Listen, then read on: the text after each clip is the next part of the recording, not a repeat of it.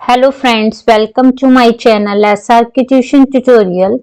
Today we will discuss about the chapter forces, turning forces and uniform circular motion, जो कि class 10th के जितने भी student हैं आईसीएसई बोर्ड से बिलोंग करते हैं उनकी बुक का चैप्टर नंबर 1 है, जो कि अब हम डिटेल में डिस्कस करेंगे। तो स्टार्ट करते हैं हम लीनियर और ट्रांसलेशनल मोशन। ठीक है, अब लीनियर और ट्रांसलेशनल मोशन क्या होता है, जिसमें हमारे पास एक स्टेशनरी रिजिड बॉडी होती है जो कि फ्री होती है मूव करने के लिए। It will move along a straight line path or the application of forces that such that its motion is in the direction of applied force, such as straight line motion of rigid body in the direction of applied force is called linear motion or translational motion। अब आपको नाम से ही clear हो रहा है linear motion और translation motion क्या है। ये एक straight line of motion है rigid body के ऊपर, जो कोई भी rigid body है आपके पास, ठीक है, उसकी क्या है, ये स्ट्रेट लाइन मोशन है जो कि उसी डायरेक्शन के ऊपर अप्लाइड की जाती है फोर्स। जैसे कि मेरे पास एक फुटबॉल है, ठीक है, अब मैं फुटबॉल को क्या करूंगी, फुटबॉल मेरा स्टेशनरी है, मतलब एक पोजीशन पे सेट है, एक पोजीशन पे रखा हुआ है। अगर मैं उसको फोर्स करूंगी तो वो क्या करेगा, स्टेशनरी ऑब्जेक्ट मेरा मूव करने लगेगा, ठीक है, इन अ स्ट्रेट लाइन। ठीक है, तो उसको बोलते हैं हमारे पास लीनियर और ट्रांसलेशनल मोशन। जैसे कि ऑलरेडी मैंने आपको एग्जांपल बता दिया, एक फुटबॉल है जिसे कि हमने नीचे रखा है ग्राउंड के ऊपर, स्टेशनरी पोजीशन पे है वो, और वो हमेशा क्या करेगा, मूव करेगा स्ट्रेट लाइन पाथ में, जो भी डायरेक्शन उसके ऊपर अप्लाई की जाएगी फोर्स की। ठीक है, जो रिजिड बॉडी होती है हमारी वो पाइवेटेड होती है। जैसे कि मान लो आप जो भी है हमारी रिजिड बॉडी वो पाइवोट से ही हमारी टर्न होगी, और जितनी भी हमारी एप्लीकेशंस हैं ये सारी की सारी ये हमारी रोटेशनल मोशन को भी डिनोट करती है। ठीक है, जो भी हमारे पास रिजिड बॉडी होती है जो कि अपने पाइवोट और एक्सिस के ऊपर मूव करती है, उसे रोटेशनल मोशन कहा जाता है। ठीक है, तो रोटेशनल मोशन क्या होता है, जैसा कि आप स्क्रीन के ऊपर देख ही सकते हो, rotational motion a motion describe by a rigid body about a pivot or an axis is called rotational motion। Rotational motion हमारी ऐसी मोशन होती है जो कि रिजिड बॉडी को दिखाती है पाइवोट के ऊपर और उसकी एक्सिस के ऊपर, उसे बोला जाता है रोटेशनल मोशन। जैसे कि मान लो हमारे पास फोर्स अप्लाइड करते हैं हम नॉर्मली किसके ऊपर, डोर के ऊपर, ठीक है, परपेंडिकुलर वाइज ही हम डोर के ऊपर अप्लाई करते हैं फोर्स। ठीक है, मान लो आपने फोर्स अप्लाइड की, जो डोर है आपके रूम का, तो उससे क्या होगा, हमारे पास हमारा जो डोर है वो रोटेट होगा अपनी एक्सिस के ऊपर, पासिंग थ्रू हिंग्स, जो इसके हिंग्स होंगे उनसे। तो इसी तरह से एक और एग्जांपल है स्टीयरिंग व्हील ऑफ कार। अब स्टीयरिंग व्हील ऑफ कार है, वो क्या दिखाता है, रोटेशनल मोशन। जब हम उसके ऊपर फोर्स अप्लाई करते हैं टेंजेंशियली, तो वो क्या करता है, रोटेशन को डिस्क्राइब करता है। ठीक है, जैसे कि आपने देखा ये स्टीयरिंग व्हील को, आपने उसको क्या करना है, जब वो रोटेट होता है, जब हम उसके ऊपर फोर्स अप्लाई करते हैं टेंजेंशियली, तो जो स्टीयरिंग व्हील है वो किसकी फॉर्म में आ जाता है, रोटेशनल मोशन में। ठीक है, नेक्स्ट है हमारे पास some important terms of rigid body. अब रिजिड बॉडी की कुछ इंपॉर्टेंट टर्म्स है जो कि बच्चों को आनी चाहिए। रिजिड बॉडी कभी भी हमारी ऐसी बॉडी होती है, वो कभी भी डिफॉर्म नहीं होती है। जितनी भी हमारी एक्शन ऑफ फोर्सेस होगी, नंबर ऑफ फोर्सेस होगी, उनमें हमारी बॉडी कभी भी डिफॉर्म्ड नहीं होती है, दोबारा से नहीं मीट करती। ठीक है, जैसे कि वुड है, वुड क्या है, एक रिजिड बॉडी है, स्टोन क्या है, एक रिजिड बॉडी है, मेटल ग्लास क्या है, हमारा एक रिजिड बॉडी है, वुड है, लक्कड़ पड़ा है आपके पास, लक्कड़ है, वहां पे पत्थर है, तो वो क्या है, हमारी एक रिजिड बॉडी है, एक स्टेशनरी पोजीशन पे है। अगर आप उसके ऊपर नंबर ऑफ फोर्सेस अप्लाई कर देते हैं रिजिड बॉडी के ऊपर, फिर भी वो क्या नहीं होगी, डिफॉर्म्ड नहीं होगी। ठीक है, तो ये चीजें हैं आपने याद रखनी है। नेक्स्ट है प्रॉपर्टीज ऑफ रिजिड बॉडी। अब कौन कौन सी प्रॉपर्टीज होती है हमारी रिजिड बॉडी की? सबसे फर्स्ट पॉइंट है point of action of force, ठीक है। नेक्स्ट है line of action of force. तो point of action of force होता है हमारे पास एक पॉइंट होता है हमारी रिजिड बॉडी में जहां से कि फोर्स जो लगती है उसको बोलते हैं point of action of force, ठीक है। जैसे कि मान लो मेरे पास एक डायग्राम है, उसमें मेरे पास ए और बी पॉइंट है, तो किसके ऊपर मेरे पास फोर्स लगेगी? ए के ऊपर लगेगी ना, ए पॉइंट के ऊपर एक्शन ऑफ फोर्स। वैसे ही सेकंड है line of action of force. अब line of action of force एक हमारी इमेजिनरी लाइन होती है जो कि points of action of force के ऊपर के थ्रू पास होती है और हमारी सेम डायरेक्शन के ऊपर जो फोर्स एक्ट होती है उसे लाइन ऑफ एक्शन बोला जाता है। जैसे मेरे पास A B C X Y Z कुछ भी है, तो जो एक्स वाई होगी वो मेरी line of action of force होगी, ठीक है। जो भी हमारी ए बी लाइन है वो क्या होगी? Line of action of force. अगर हमारे पास A B C D value है, ए बी सी डी में हमने लेबलिंग की है डायग्राम की, तो ए बी होगा वो क्या होगा? हमारा line of action of force होगा। वैसे ही एक्स वाई जेड में X Y is the line of action of force. ऐसे नेक्स्ट है हमारे पास third point principle of transmissibility of force. ये बताता है हमें जितने भी point of action of force है वो कहीं भी ट्रांसमिट हो सकती है line of action of force के साथ विदाउट कॉजिंग एनी मटेरियल, बिना कोई डिफरेंस किए हुए। मूवमेंट ऑफ द बॉडी में कोई भी डिफरेंस नहीं होना चाहिए, उसको बोलते हैं principle of transmissibility of force, ठीक है। नेक्स्ट है हमारे पास it is the turning effect of the applied force on a body about the turning point or axis of rotation. Torque क्या होता है? टॉर्क को बोलते हैं मोमेंट ऑफ फोर्स, दूसरा नाम मोमेंट ऑफ फोर्स है टॉर्क का। टॉर्क के नाम से भी जाना जाता है, कई बार पेपर में पूछ लेते हैं टॉर्क, तो सोच लेना मोमेंट ऑफ फोर्स है। तो मोमेंट ऑफ फोर्स और टॉर्क क्या होता है हमारे पास? जिसमें टर्निंग इफेक्ट होता है applied force on a body, body के ऊपर अप्लाइड फोर्स होती है जिससे कि टर्निंग पॉइंट के ऊपर हम अप्लाई करते हैं और एक्सिस ऑफ रोटेशन के ऊपर करते हैं, that is called moment of force. Moment अगर मैथमेटिकली हम बात करें मोमेंट ऑफ फोर्स की, जो प्रोडक्ट ऑफ अप्लाइड फोर्स होता है, जो फोर्स हमने लगाई उसका प्रोडक्ट, और जो परपेंडिकुलर डिस्टेंस है हमारा फोर्स के बीच में और टर्निंग पॉइंट के बीच में, that is called moment of force. Moment of force हमेशा force multiply by perpendicular distance between the point of application of force and the turning point के बीच में होता है। टर्निंग पॉइंट को आप एक्सिस ऑफ रोटेशन भी बोल सकते हैं, ठीक है। नेक्स्ट है हमारे पास फॉर एग्जांपल, आपको एग्जांपल देती हूँ रोटेशनल मोशन का। जैसे हम अप्लाई करते हैं force near the end of a door to open it, ठीक है। तो जब हम क्लोज करते हैं डोर को but apply a force near the, तब हम क्या करते हैं? अप्लाई करते हैं फोर्स नियर द हिंग्स के नीचे, नियर हम अप्लाई करते हैं फोर्स। जो फोर्स हमें लगती है दरवाजा खोलने के लिए, जब हम उसको नजदीक से डोर से क्या करते हैं? अप्लाई करते हैं फोर्स। तो यहाँ पे हमने नोट किया कि जो लाइन होती है हमारी through the door हिंग्स is the axis of rotation, तो वो क्या होगी? नियर द डोर क्या होगी हमारे पास? लाइंस वो एक्सिस ऑफ रोटेशन होगी, जिसको कि हम फलक्रम भी बोल देते हैं, ठीक है। तो ये याद रखनी है आपने। नेक्स्ट है हमारे पास to rotate a body about a point or an axis we have apply a force on the body in such a way. यहाँ पे देख सकते हो आप, अगर आपने बॉडी को रोटेट करना है किसी स्पेसिफिक पॉइंट के ऊपर या किसी एक्सिस के ऊपर, तो हमें क्या करनी पड़ती है? अप्लाई करनी पड़ती है फोर्स बॉडी के ऊपर इस तरीके से।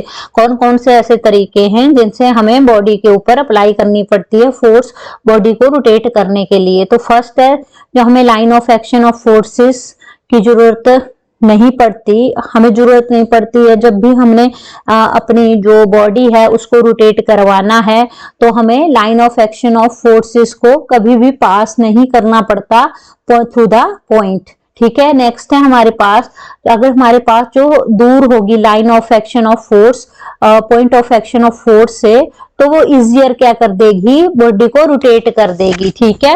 मतलब लाइन ऑफ एक्शन क्या होगी हमारी? Line of action of force दूर होगी point of action of force से, तो हमारी बॉडी क्या हो जाएगी? इजिली रोटेट कर जाएगी। ऐसे ही ग्रेटर अगर फोर्स अप्लाइड करेंगे हम, टर्निंग इफेक्ट ऑफ फोर्स, ठीक है, से ज्यादा, तो क्या हो जाएगा हमारे पास, greater is the force applied more is the, जब हम ज्यादा फोर्स अप्लाइड करेंगे तो हमारे पास टर्निंग इफेक्ट ऑफ फोर्स क्या होगी, ज्यादा होगी। जब भी आपने ज्यादा फोर्स अप्लाई करनी है तो आपके पास मोमेंट ऑफ इनर्शिया या टर्निंग इफेक्ट ऑफ फोर्स क्या होगा, ज्यादा होगा। ठीक है, ऐसे ही factors affecting moment of force और टॉर्क, कौन कौन से ऐसे फैक्टर्स हैं जो इफेक्ट करते हैं मोमेंट ऑफ फोर्स को और टॉर्क को।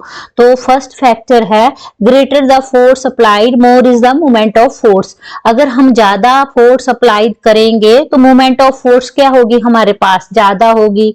मोर is the perpendicular distance between the point of application of force and the turning point, more is the moment of force. Moment of force कब ज्यादा होगा हमारे पास, जब हमारे पास perpendicular distance point of application of force और turning point के बीच में, टर्निंग पॉइंट क्या हो गया हमारा, पाइवोट और एक्सिस ऑफ रोटेशन के बीच में ज्यादा होगा, तो हमारे पास मोमेंट ऑफ फोर्स क्या होगी, ज्यादा होगी। इसी तरह से हमारे पास टू टाइप्स की मोमेंट ऑफ फोर्स होती है। फर्स्ट हमारे पास क्लॉकवाइज मोमेंट होती है, ठीक है।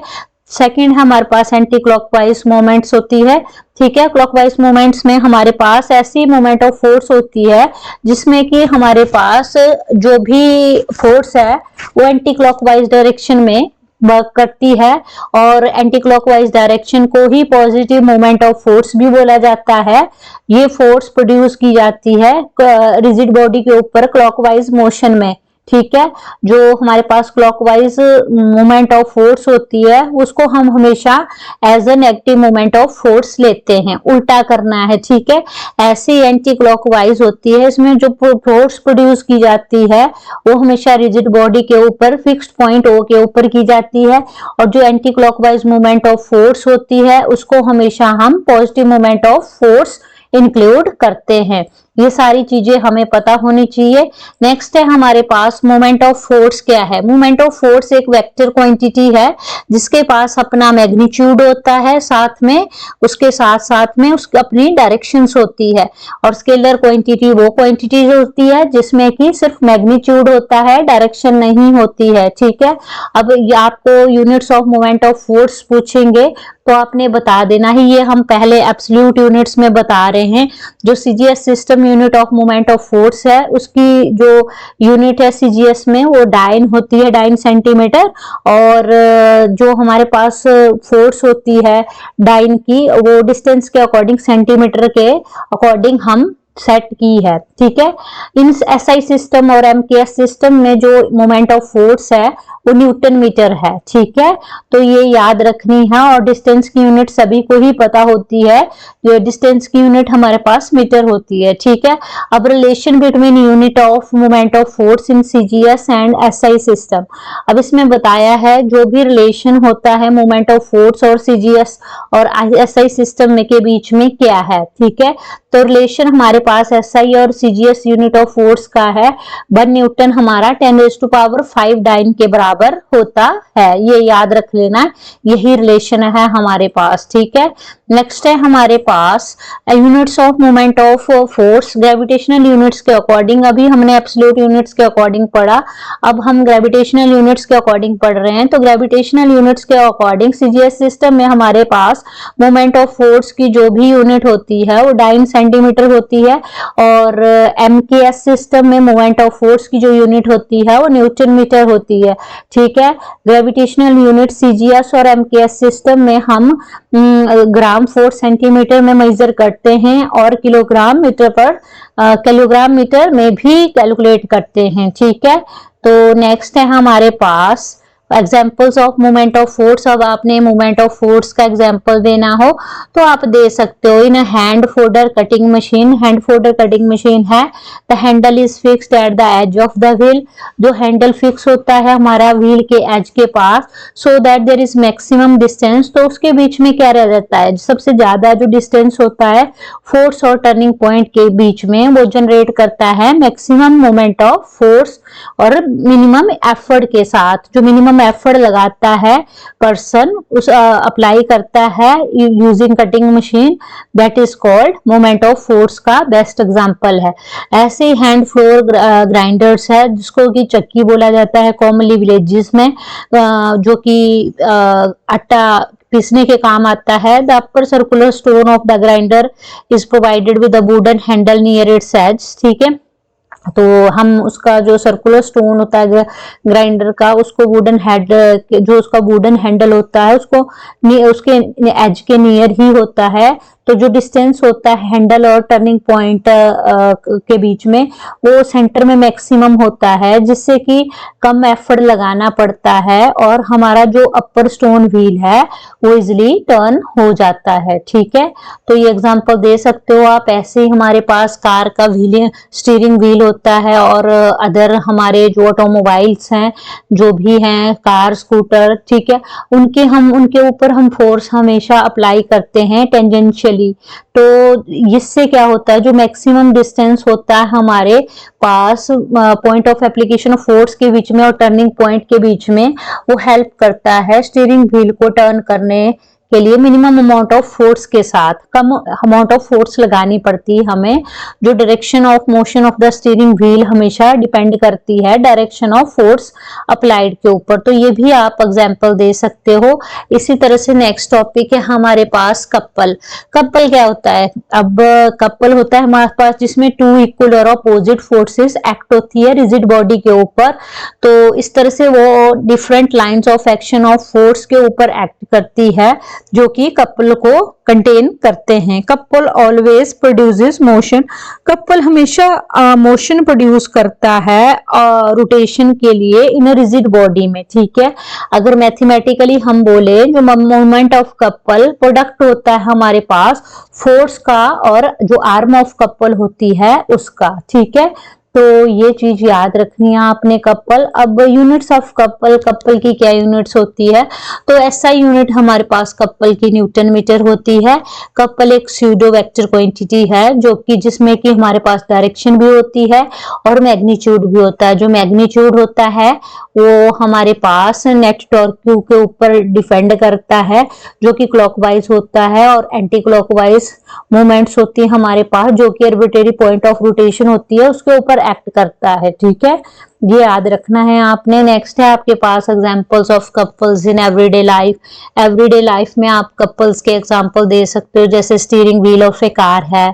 ठीक है, टर्निंग ऑफ स्क्रू ड्राइवर को टर्न करते हो आप। फिर जो भी आपके पास कुछ आपने ओपन करना हो, लूज करनी हो कोई थिंग, तो आप किस चीज का यूज करते हो? स्क्रू ड्राइवर का करते हो। ठीक है, ओपनिंग, जैसे आप टैप है, वाटर टैप है आपकी, आप उसको क्या करते हो? ओपन करते हो और क्लोज करते हो।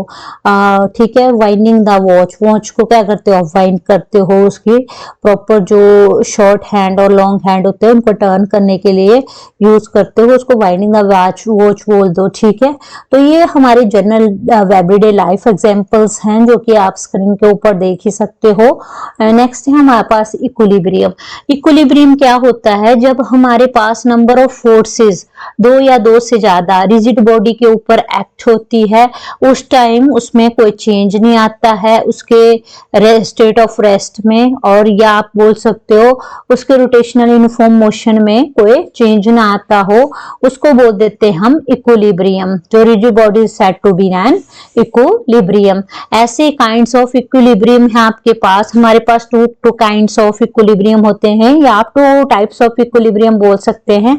नाम से क्लियर हो रहा है, static equilibrium and dynamic equilibrium. अब स्टैटिक इक्विलिब्रियम क्या होता है? जो कि चेंज नहीं होता है। ठीक है, नाम से क्लियर है, डज नॉट चेंज। तो आप बोल सकते हो जितने जो भी हमारा physical state of the system होता है, उसमें बहुत जो भी कंपोनेंट्स होते हैं हमारे सिस्टम के, वो सारे किस पे होते हैं? रेस्ट के ऊपर होते हैं। जब उसके ऊपर नेट फोर्स एक्ट होती है हमारे सिस्टम के ऊपर, वो हमेशा क्या होती है? जीरो। ठीक है, तो ये हमेशा याद रखना आपने। Static equilibrium refers to the physical state of the system in which the components of the system are at rest and the net force acting on a system should be zero. तो ये things याद रखनी है आपने। Next है मेरे पास examples of static equilibrium.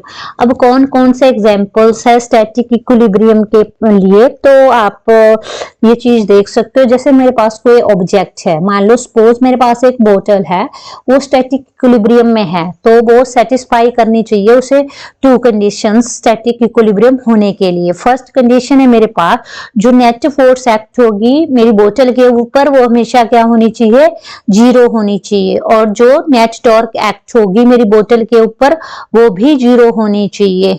ठीक है, जैसे मान लो मेरे पास एक, मैं एग्जांपल दे देती हूँ, एक बुक है उसको मैंने टॉप ऑफ टेबल के ऊपर रखा है और जैसे बैलेंस शीट है मेरे पास, वो एग्जांपल्स हो गए मेरे स्टैटिक इक्विलिब्रियम के। बोतल का एग्जांपल दिया मैंने, वो भी मेरे पास स्टैटिक इक्विलिब्रियम का एग्जांपल हो गया। ठीक है, तो आपको इन चीजों को सेटिस्फाइड करना है, 2 सेटिस्फाइड कंडीशंस होती है, तब हम बोल सकते हैं कि हमारा ऑब्जेक्ट स्टैटिक इक्विलिब्रियम में है। फर्स्ट मैंने आपको ऑलरेडी बता दिया, जो नेट फोर्स से एक्ट होती है हमारे ऑब्जेक्ट के ऊपर वो 0 होनी चाहिए, और जो नेट टॉर्क एक्ट होता है हमारे ऑब्जेक्ट के ऊपर वो 0 होना चाहिए। ठीक है, ऐसे ही नेक्स्ट है हमारे पास डायनामिक इक्विलिब्रियम, नाम से क्लियर हो रहा है, जो कि चेंज होता है विद रिस्पेक्ट टू टाइम। ठीक है, तो जैसे कि आपने अब फिजिक्स की लैंग्वेज में एक डेफिनेशन बतानी है कि डायनामिक इक्विलिब्रियम होता क्या है, तो आपने इसी तरह से बताना है। एक सिस्टम होता है जो कि फॉरवर्ड रिएक्शन और बैकवर्ड रिएक्शन उसमें अक्कर होती है सेम रेट के साथ। जो फॉरवर्ड रिएक्शन से मतलब आगे वाली रिएक्शंस, बैकवर्ड मतलब पीछे वाली रिएक्शंस, जो कि सेम रेट के साथ क्या होती है हमारे पास एकम्प्लिश होती है। जैसे डायनामिक इक्विलिब्रियम में आप ये भी बता सकते हो, इसमें रेट ऑफ लॉस होता है वो equal to rate of gain होता है। जितना हमारे पास लॉस होता है वो हमेशा रेट ऑफ गेन के बराबर ही होता है। डायनामिक इक्विलिब्रियम को मोस्टली हम थर्मोडायनामिक सिस्टम्स में यूज करते हैं, वहां पे इसको यूज करते हैं हम रिवर्सिबल रिएक्शंस के लिए। ठीक है, तो इतनी सी याद रखनी है आपने थिंक। और एग्जांपल्स ऑफ डायनामिक इक्विलिब्रियम में आपने बताना है, जो हमारे पास एक कॉमन एग्जांपल है हमारे पास डायनामिक इक्विलिब्रियम का, वो आप बता सकते हो। जो कार है, हम सबके घरों में कार होती है। ठीक है, कार है हमारी, वो किस वेलोसिटी के साथ मूव करती है, कांस्टेंट वेलोसिटी के साथ मूव करती है। या फिर आप ये भी एग्जांपल दे सकते हो, सीलिंग फैन है आपका, वो रोटेट होता है, किसके साथ रोटेट होता है, कांस्टेंट एंगुलर वेलोसिटी के साथ रोटेट होता है। तो ये सारे हमारे क्या है, डायनामिक इक्विलिब्रियम के एग्जांपल्स हैं। ठीक है, तो ये आप एग्जांपल दे सकते हो, बहुत इजी है। कार सबके घरों में होती है, वो हमेशा मूव करती है कांस्टेंट वेलोसिटी के साथ। सीलिंग फैन सबके घर में है, वो रोटेट होते हैं हमारे कांस्टेंट एंगुलर वेलोसिटी के साथ। तो ये चीजें याद रखनी है। नेक्स्ट है कंडीशंस फॉर इक्विलिब्रियम। इक्विलिब्रियम के लिए कौन कौन सी कंडीशंस नेसेसरी है। ठीक है, तो इक्विलिब्रियम के लिए फर्स्ट ऑफ ऑल जो भी हमारे पास सम ऑफ ऑल एक्सटर्नल फोर्सेस होती है जो कि किसी बॉडी के ऊपर एक्ट करती है, वो 0 होनी चाहिए। मतलब फर्स्ट कंडीशन हमारी इक्विलिब्रियम की ही होनी चाहिए। सेकंड होना चाहिए हमारे पास जितना भी सम ऑफ जो भी हमारे पास एक्सटर्नल टॉर्क होता है, एक्सटर्नल फोर्सेस होती है, वो 0 होनी चाहिए। सेकंड कंडीशन ऑफ इक्विलिब्रियम जो हमने अभी पढ़ा वो अप्लाई होना चाहिए इसके ऊपर। ये सारी की सारी 2 कंडीशंस होनी चाहिए सेटिस्फाइड हमारी इक्विलिब्रियम में, तब हम बोल सकते हैं कि ये ऑब्जेक्ट इक्विलिब्रियम में है। ऐसे ही प्रिंसिपल ऑफ मोमेंट्स, मोमेंट्स के कौन कौन से प्रिंसिपल है, तो जो फर्स्ट प्रिंसिपल ऑफ मोमेंट्स है वो हमारे को बताता है कि जो जब हमारी बॉडी इक्विलिब्रियम में होती है उस टाइम हमारे पास बहुत सारी कोप्लानर फोर्सेस होती है, एक्ट करती है, और जितना भी अलजेब्रिक सम होता है हमारा moments of all these forces का वो 0 होता है। और सेकंड बता सकते हो आपके पास जो बिम बैलेंस होता है हमारा, वो प्रिंसिपल ऑफ मोमेंट्स के ऊपर ही वर्क करता है। बिम बैलेंस देखा ही होगा आपने। ठीक है, जो सारा का सारा हमारे प्रिंसिपल ऑफ मोमेंट्स के ऊपर ही डिपेंड करता है।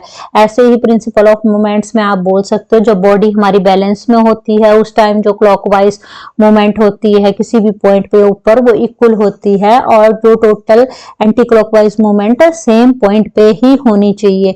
मूवमेंट का बोल सकते हो आप force multiply perpendicular distance from the pivot point. ठीक है, तो ये आप बोल सकते हो। नेक्स्ट है हमारे पास verification of principle of moments.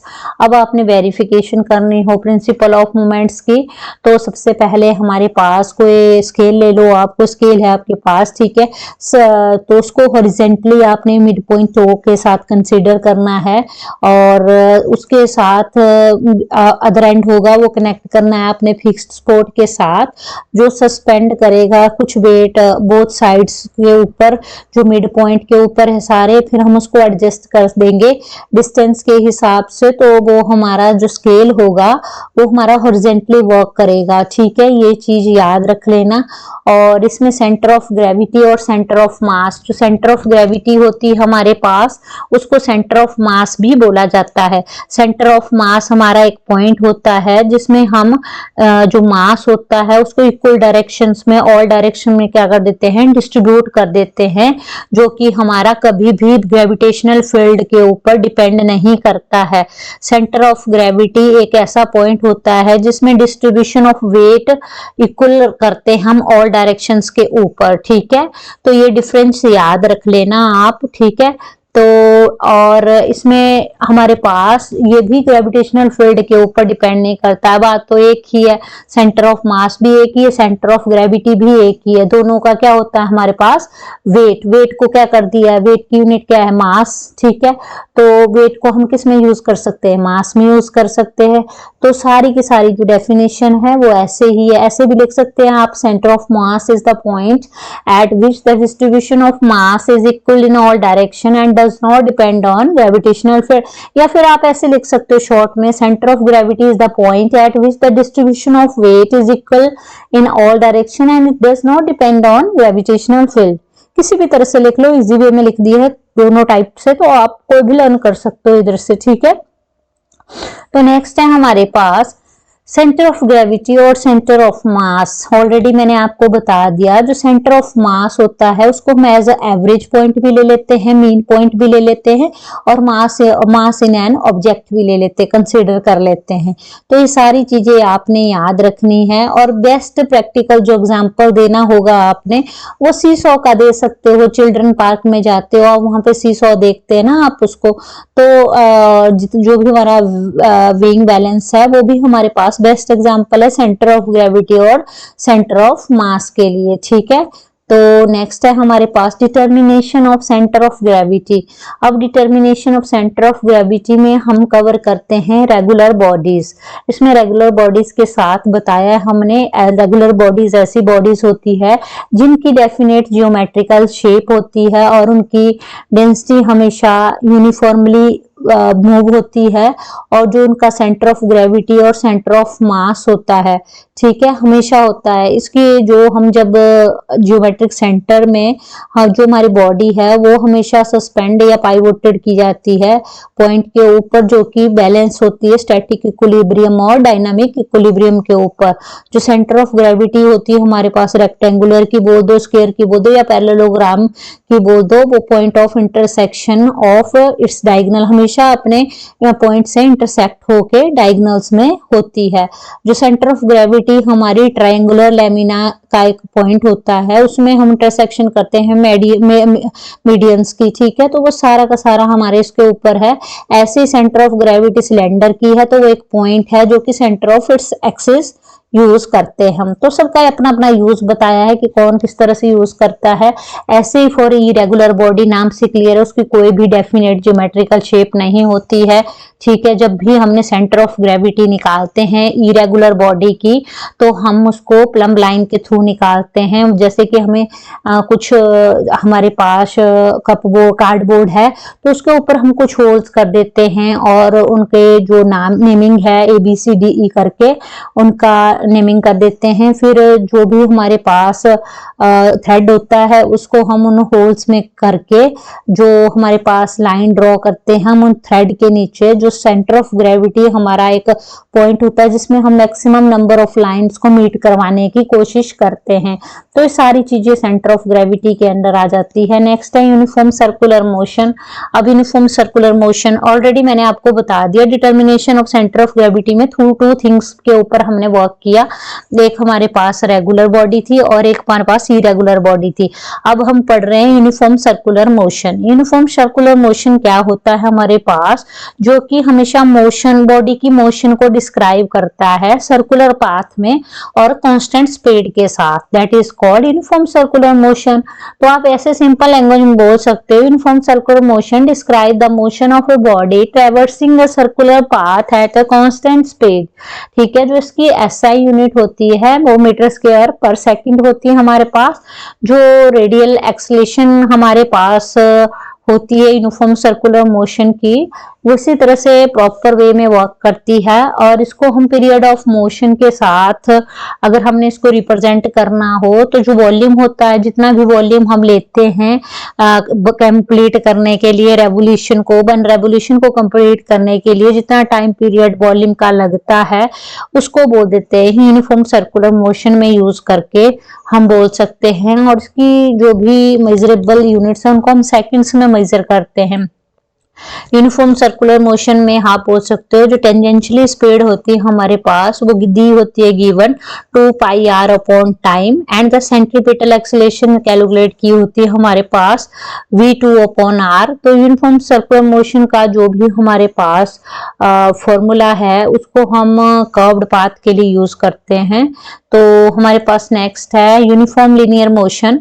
Uniform linear motion हमारे पास एक यूनिफॉर्म मतलब एक स्ट्रेट लाइन में ट्रैवल करती है चीजें, और जो डायरेक्शन ऑफ मोशन होती है वो हमेशा फिक्स होती है और ये वो एक्सलेट नहीं करती है। जैसे कार रन करती है यूनिफॉर्म स्पीड के साथ 10 किलोमीटर पर आवर की स्पीड से स्ट्रेट रोड के ऊपर, तो कार रन कर रही है स्ट्रेट रोड के ऊपर, तो मैं अज्यूम कर देती हूँ कार मेरी रन कर रही है स्ट्रेट रोड के ऊपर और वो मोशन के अंदर है जो कार, और कार कांस्टेंट स्पीड भी फॉलो कर रही है सेम डायरेक्शन के ऊपर। तो कार किसके साथ मूव कर रही है, कांस्टेंट वेलोसिटी के साथ, और उसको कोई जरूरत नहीं पड़ रही है मेरे पास एक्सेलरेशन की। ठीक है, तो जो मोशन है मेरे पास वो क्या हो गई, यूनिफॉर्म लीनियर मोशन। तो ठीक है, ये चीज याद रखनी है आपने। नेक्स्ट है अब यूनिफॉर्म सर्कुलर मोशन का, जो कि डिस्क्राइब करती है मोशन ऑफ बॉडी को सर्कुलर पाथ में कांस्टेंट स्पीड के साथ ट्रैवर्स करती है। ठीक है, और जो हमारे पास डिस्टेंस होता है एक्सिस ऑफ रोटेशंस के बीच में वो हमेशा कांस्टेंट रहता है ऑल द टाइम्स। ये सारी चीजें आनी चाहिए, बहुत ही ज्यादा इंपॉर्टेंट है बच्चों के लिए। तो छोटी छोटी डेफिनेशंस है पेपर में आ जाती है और कुछ एग्जांपल्स हैं जो यहाँ पे आप देख सकते हो। Difference between uniform linear motion and uniform circular motion. अब यूनिफॉर्म लीनियर मोशन में हमारे पास हमेशा जो मोशन ऑफ बॉडी होती है वो स्ट्रेट लाइन पाथ में कांस्टेंट वेलोसिटी के साथ चलती है, और यूनिफॉर्म सर्कुलर मोशन में जो मोशन होती है ऑब्जेक्ट की वो सर्कल में रहती है हमेशा सर्कुलर पाथ में, तो उसका रेडियस कांस्टेंट रहता है कांस्टेंट एंगुलर वेलोसिटी के साथ। ठीक है, जो मोशन इज नॉट एक्सेलरेटेड। अब हमारे पास यूनिफॉर्म लीनियर मोशन में जो मोशन होती है वो एक्सेलरेट नहीं करती है, बट हमारे पास यूनिफॉर्म सर्कुलर मोशन में टेंजेंशियल एक्सेलरेशन का यूज करते हैं जो कि 0 होती है, उसमें एंगुलर वेलोसिटी हमारी हमेशा कांस्टेंट रहती है। ठीक है, तो linear motion, uniform linear motion में जो डायरेक्शन ऑफ मोशन होती है वो कभी भी चेंज नहीं होती है, और जो डायरेक्शन हमारे पास सेम रहती है जितनी टाइम तक जो मोशन हमारे पास चली रहती है उतने टाइम तक वो सेम ही रहती है। ठीक है, और यूनिफॉर्म सर्कुलर मोशन हमारे पास जो भी रेडियल एक्सेलरेशन होती है v square upon r, radial acceleration को आप सेंट्रीपिटल एक्सेलरेशन भी बोल सकते हैं, जो कि हमेशा कहाँ पे लगती है, at the centre, toward the centre बोल सकते हो। आपने एग्जांपल देना है यूनिफॉर्म लीनियर मोशन का, तो आप दे सकते हो car running on a straight road. कोई कार है, ठीक है, वो क्या कर रही है, स्ट्रेट रोड के ऊपर क्या कर रही है, रन कर रही है। ठीक है, और यूनिफॉर्म सर्कुलर मोशन में ऑब्वियस सी बात है, आप अर्थ का एग्जांपल दे दो, मोशन ऑफ अर्थ, जो अर्थ की मोशन है किसके अराउंड होती है, सन के अराउंड होती है। तो ये सारा का सारा आप बता सकते हो। ठीक है, नेक्स्ट है हमारे पास, अब यहाँ पे आप देख रहे हो बुमरंग, ये हमारे पास एल शेप्ड बॉडी होती है, सेंटर ऑफ ग्रेविटी हमेशा आउटसाइड द बॉडी यूज करते हैं जिसको बुमरंग बोलते हैं। ठीक है, और नेक्स्ट है हमारे पास सेंट्रीपिटल फोर्स और सेंट्रीफ्यूगल फोर्स। ये बहुत ही ज्यादा इंपॉर्टेंट है एग्जामिनेशन पॉइंट ऑफ व्यू से। तो सेंट्रीपिटल फोर्स एक ऐसी फोर्स होती है जो कि हम ऑब्जेक्ट के ऊपर लगाते हैं। ठीक है, और हमेशा ये हमारी डायरेक्टली एक्सिस ऑफ रोटेशन के टुवार्ड ही लगती है।